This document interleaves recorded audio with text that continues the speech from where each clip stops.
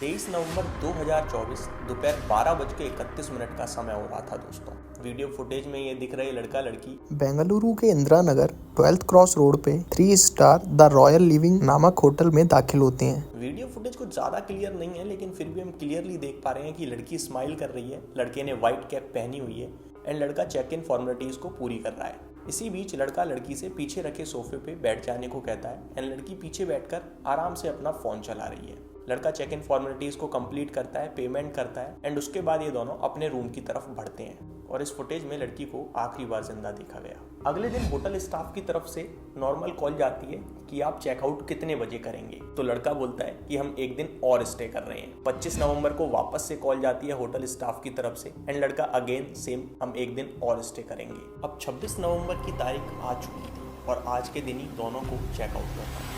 लेकिन 26 नवंबर की सुबह 8:19 पर आरव अकेले ही होटल से बाहर निकलता है। उसके पास कोई बैग और लगेज नहीं था, तो होटल स्टाफ ने भी ध्यान नहीं दिया। इस बार आरव होटल से बाहर तो निकला लेकिन वापस नहीं आया। 26 नवंबर की दोपहर का समय हो चुका था और होटल स्टाफ को पता था कि आज उनको चेकआउट करना है। उसने रूम के लैंडलाइन नंबर पर कॉल किया, बेल बजती रही पर कॉल किसी ने पिक नहीं करी। होटल मेंबर ने उसके बाद आरव के पर्सनल मोबाइल नंबर पे कॉल करी लेकिन फोन स्विच ऑफ आया। इसके बाद होटल का एक स्टाफ मेंबर कमरे की तरफ गया, दरवाजा अनलॉक था। जैसे ही वो दरवाजे को धक्का देता है, कमरे से तेज बदबू आती है। जैसे ही वो अंदर झांक कर देखता है, बेड पर लड़की की लाश और चारों तरफ खून नजर आता है। वो भागकर होटल के बाकी स्टाफ मेंबर्स को ये जानकारी देता है। पुलिस को खबर की जाती है। पुलिस जब अंदर दाखिल होती है तो बेड पर माया गोगोई डेका की लाश पड़ी थी। लाश कंबल से ढकी हुई थी। लाश की हालत को देखकर ऐसा लग रहा था जैसे डेका की मौत कम से कम 2 दिन पहले हो चुकी है। बेड पर पड़ा मोबाइल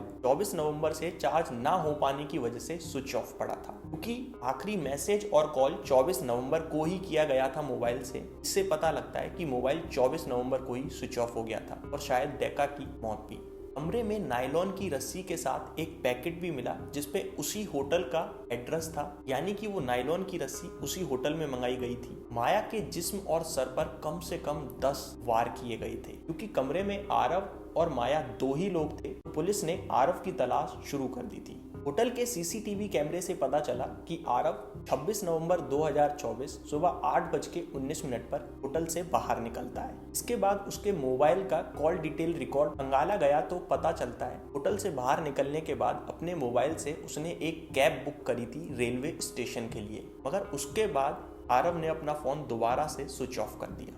अब इतनी सारी चीजों के बाद पुलिस का मानना था कि आरव पूरी प्लानिंग के साथ होटल में आया था। रस्सी का मंगाना, चाकू साथ लाना, सब कुछ यही इशारा कर रहे थे। इतना ही नहीं, जब वो होटल में एंट्री करता है तो वो अपनी व्हाइट कैप से अपना चेहरा छुपाने की कोशिश करता है और जब 26 नवंबर 2024 सुबह 8:19 पे होटल से बाहर जा रहा था तब भी वो अपनी कैप की मदद से अपना चेहरा छुपाने की कोशिश करता है। इन सब चीज़ों में दोस्तों 2 चीज़ें बड़ी अनयूजुअल थी। पहली, आरव और माया होटल में 2 दिन स्टे करते हैं। इन दोनों दिन में आरव और माया ने ना तो होटल की कोई सर्विस यूज करी थी, ना किसी फूड डिलीवरी ऐप से कोई खाना मंगाया था। और दूसरी, डेका का कत्ल करने के बाद आरव 2 दिन तक उसी होटल के रूम में क्यों रुका रहा, जबकि वो चाहता तो पहले भी भाग सकता था। जबकि रूम के उस कमरे में काफी बदबू भी हो गई थी, लेकिन उसके बावजूद आरव उसी होटल के रूम में 2 दिन तक रुका रहा। पुलिस का शक ये भी था कि कहीं आरव डेका के टुकड़े कर लाश को ठिकाने लगाने का तो नहीं सोच रहा था। जब उसे लगा ये संभव नहीं है तो वो 26 तारीख को रूम छोड़कर भाग निकला। अब पुलिस की तलाश तेज हो गई थी। आरव को पकड़ने के लिए बेंगलुरु पुलिस ने 3 टीमें बनाई। बेंगलुरु पुलिस के पास आरव का मोबाइल नंबर था। अब आरव के मोबाइल फोन के ऑन होने का पुलिस बेसब्री से इंतजार कर रही थी, क्योंकि यही एक क्लू था जिसके माध्यम से आरव की जानकारी पुलिस तक आ रही थी और आरव तक पहुंचा जा सकता था।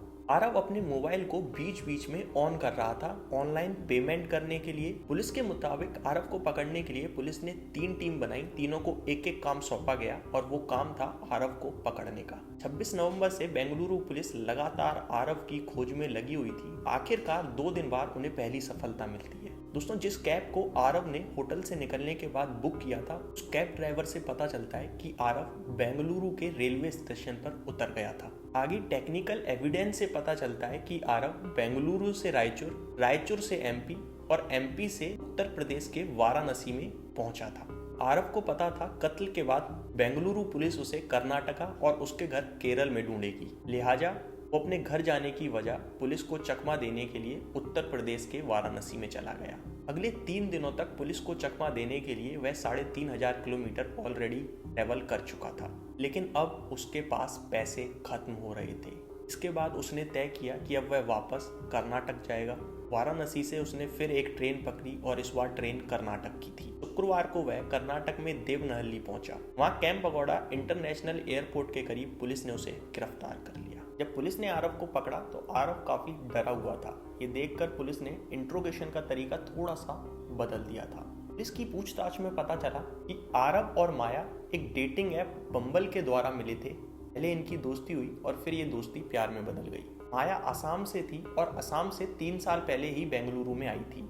माया काफी जॉली नेचर की थी। माया का यूट्यूब पे एक ब्लॉग चैनल भी है जिसपे वो अपनी अपडेट शेयर करती रहती थी। थोड़े ही दिन पहले वो अपने घर भी गई थी, बट माया को ये नहीं पता कि ये उसकी घर पे आखिरी विजिट है। माया बेंगलुरु में अपनी बहन और एक कजन के साथ रेंट के अपार्टमेंट में रहती थी और वहीं पे वो एजुकेशन कंसल्टेंसी फर्म में जॉब करती थी। माया से बात करने के बाद आरव ने भी कर्नाटक से बेंगलुरु आने के बारे में सोचा और बेंगलुरु में ही स्थित एक कंपनी में आरव भी जॉब करने लगा। क्योंकि आरव बेंगलुरु में अकेला था तो आरव ने माया को लिव इन में रहने के लिए कहा, जिसपे माया ने साफ मना कर दी क्योंकि वह अपनी बहन और कजन के साथ रहती थी। एक तरफ माया का जॉली नेचर, सबसे हंस खेल कर बात करना, और दूसरी तरफ आरव बिल्कुल अकेला था। जब माया किसी से भी बात करती तो आरव को शक होता था कि माया उसे छोड़ देगी, और यही शक एक दिन इतना बड़ा रूप ले लेगा ये किसी ने सोचा ना था। जब आरव और माया होटल में दाखिल होते हैं, उससे पहले भी आपने नोटिस किया होगा कि माया सोफे पे बैठ के फोन पे चैट कर रही थी। फिलहाल आरव पुलिस की गिरफ्त में है और अभी भी उससे पूछताछ की जा रही है कि वाकई में कत्ल की असली वजह शक और जलन थी या कुछ और। दोस्तों, आप जिसके साथ भी रहते हो, चाहे वो लड़का हो या लड़की, हमेशा अपना दिमाग और अपने परिवार की भी सुनते रहना। कभी कभार इमोशंस में आए हुए फैसले जान की कीमत से चुकाने पड़ते हैं। इस संसार में हर चीज़ की एक कीमत है, लेकिन जान से बड़ी किसी की कीमत नहीं है।